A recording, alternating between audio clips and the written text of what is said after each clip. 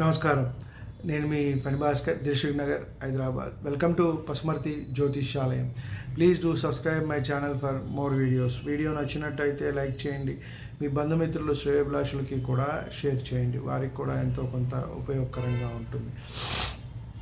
అంటే ఎంతో కొంత ఎంతైనా అని అంటే వారికి ఇటువంటివి ఏవైనా ప్రాబ్లమ్స్ ఉన్నట్టయితే వారి ఇంట్లో కొన్ని బయటికి చెప్పుకునే ఉంటాయి, కొన్ని చెప్పుకోలేని ఉంటాయి. ఎప్పుడైనా మన పెద్దవాళ్ళు చెప్పేవాళ్ళు కాపురం గుట్టుగా చేయాలి, రోగం రట్టు అని.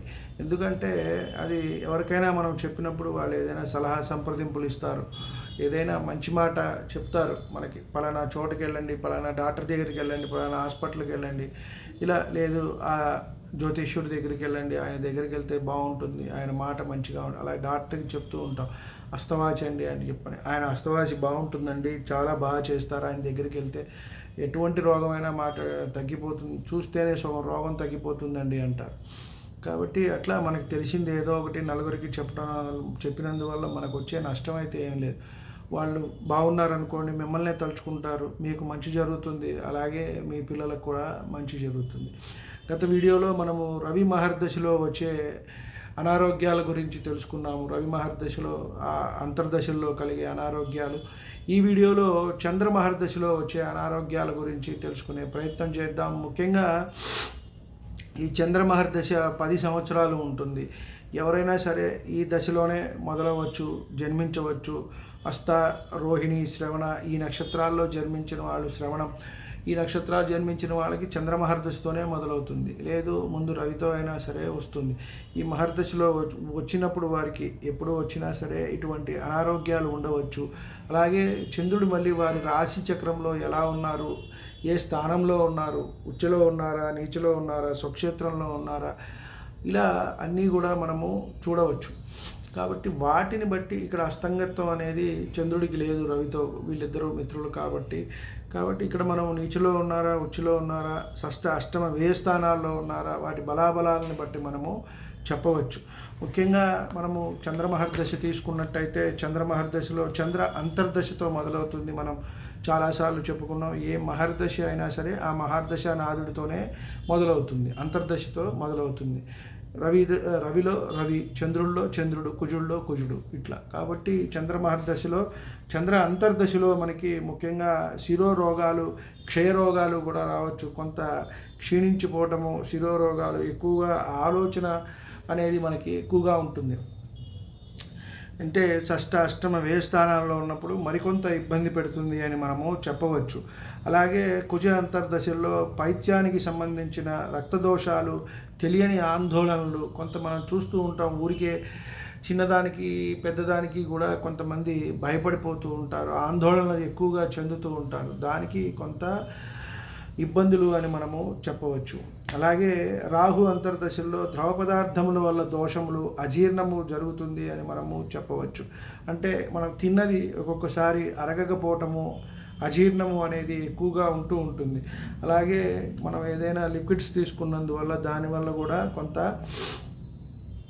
ఇబ్బంది కలుగుతుంది అని మనము చెప్పవచ్చు. అలాగే గురు అంతర్దశల్లో జ్వరాలు ఎక్కువగా రావటం, దీని గురించి కొంత మనము తీసుకున్నట్టయితే మనం ఎన్ని టెస్టులు చేసినా కూడా బయటపడకపోవటం, మలేరియానా, టైఫాయిడా ఏమిటా, సాయంత్రం అయ్యేటప్పటికి రావటం, తగ్గకపోవటం, అది దేనివల్ల వస్తుంది అని కొన్ని అనారోగ్యాలకు కూడా జ్వరాలు కారకత్వం వహిస్తాయి. ఉదాహరణకి క్యాన్సర్ ఉందనుకోండి, అది మనకి బయటపడటానికి ఇది ఒక జ్వరం అనేది కూడా చూపిస్తూ ఉంటుంది, రెగ్యులర్గా వస్తూ ఉంటుంది, కానీ మనకు అది తెలియదు.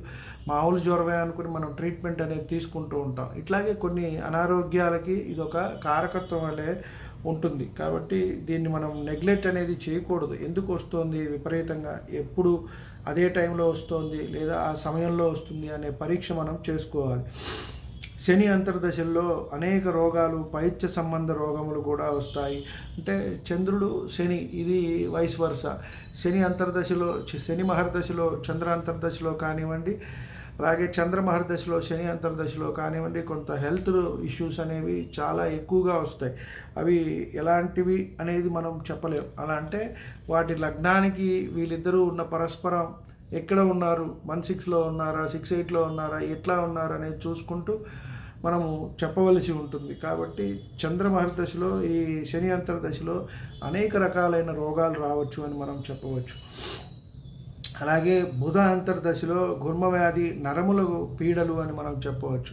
ముఖ్యంగా చూడండి, నరాలకు సంబంధించిన రోగాలు వస్తాయి. ఎక్కువగా నడవలేకపోవటం, కొంతమంది వణికిపోతూ ఉంటారు, కొంతమంది కృషించిపోతూ ఉంటారు. ఈ నర్వ్ సిస్టమ్ అంతా కూడా బుధుడి ఆధీనంలో ఉంటుంది. కాబట్టి ఈ ఇబ్బందులు అనేవి ఎక్కువగా ఉంటాయి. రక్త ప్రసరణకి సంబంధించింది కొంత కుజుడి కనెక్షన్ కూడా వస్తుంది. ఇక్కడ బుధుడి అంతర్దశల్లో వచ్చే అవకాశం ఉంటుంది. అదే కేతు అంతర్దశల్లో జల ఉదర అతిసార రోగములు వచ్చే అవకాశం ఉంటుంది. ఇందా మనం చెప్పుకున్నట్టు లంగ్స్లో వాటర్ వెళ్ళటము, నీరు పొట్ట ఎక్కువగా ఉదరము పెద్దది అవటము, అంతా నీరు రావటం, ఒంటికి నీరు పట్టడము, ఇలా అతిసార రోగాలు కొంతమంది చూస్తూ ఉంటే మనకి వాంతులు, విరోచనాలు కూడా వస్తూ ఉంటాయి. ఇలాంటివన్నీ కూడా కేతు అంతర్దశల్లో వచ్చే అవకాశం ఉన్నది. అదే మనము ఇక్కడ శుక్ర అంతర్దశలో చూస్తున్నట్టయితే మనోవ్యధలు అని మనం చెప్పవచ్చు. అంటే ఇక్కడ మామూలుగానే చంద్రుడు ఎప్పుడు కూడా మనక్కారకుడు, ఇబ్బంది పెడుతూ ఉంటాడు. ఆలోచన పలు విధాలుగా తీసుకెళ్ళి రకరకాలైన అంశాలు పెడతాడు. అందులో శుక్రుడు కూడా జలతత్వమైన గ్రహమే. కాబట్టి ఇక్కడ శుక్రులు కలిసి ఉన్నట్టయితే కొంత లంగ్స్, ఉదరానికి వీటికి సంబంధించిన ఎక్కువ అనారోగ్యాలు వస్తూ ఉంటాయి. కాబట్టి ఇట్లా మానసికమైన రోగాలు కూడా ఎక్కువ ఉంటాయి, మనోవ్యధులు. అలాగే చిట్ట అయిన రవి అంతర్దశలో ఉదరానికి సంబంధించినవి, నేత్ర రోగాలకు సంబంధించినవి కూడా రావచ్చు అని మనము చెప్పవచ్చు. కాబట్టి వాళ్ళు మళ్ళీ ఎక్కడ ఉన్నారు, ఒకరి నుంచి ఒకరు ఏ పొజిషన్లో ఉన్నారు, ఏ మహర్దశలో అంతర్దశ వస్తున్నది, అలాగే వచ్చినప్పుడు గోచారాన్ని కూడా మనం పరిశీలించుకుంటూ మళ్ళీ మీరు ఉన్న స్థానాన్ని బట్టి కూడా మనము పరిశీలించి పలానా అనారోగ్యం కలగవచ్చు అని మనము చెప్పవచ్చు. కాబట్టి బేసికల్గా ఎవరి చార్ట్ వాళ్ళదే, మనం రకరకాల 1కి 10 సార్లు చెప్పుకున్నదే. కాబట్టి ఆయా చార్ట్ల ప్రకారం వారి వ్యక్తిగతంగా కొన్ని ఎక్కువ ఉండొచ్చు, తక్కువ ఉండొచ్చు. కాబట్టి బేసికల్గా మనం ఈ మహర్దశలో ఇవి వచ్చే అవకాశం ఉన్నది అని మాత్రమే ఇక్కడ చెప్పుకోవటం జరిగింది. వీడియో నచ్చినట్టయితే లైక్ చేయండి, మీ బంధుమిత్రులు, శ్రేయోభిలాషులకు కూడా షేర్ చేయండి. ధన్యవాదాలు. సర్వే జనా సుఖినో భవంతు. శాంతి శాంతి శాంతి.